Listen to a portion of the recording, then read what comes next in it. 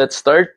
So, meron tayong core holdings dito, which is Ethereum, strong fundamentals, and pang long term.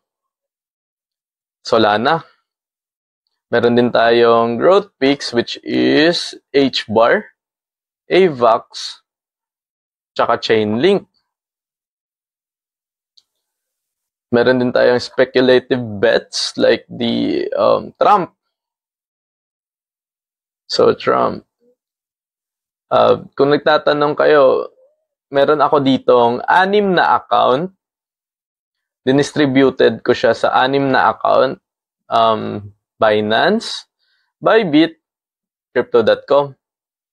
To be honest, hindi lang ito yung portfolio na meron ako, but I decided not to include them.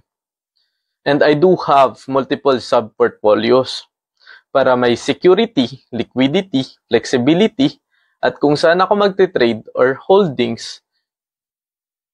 Kung nagtatanong kayo, bakit, June, ang dami mo namang account? So yeah, madami talaga kasi meron ditong mga portfolio or meron ditong mga exchange na hindi mo mabibili yung ibang coins. Like for example, the Binance.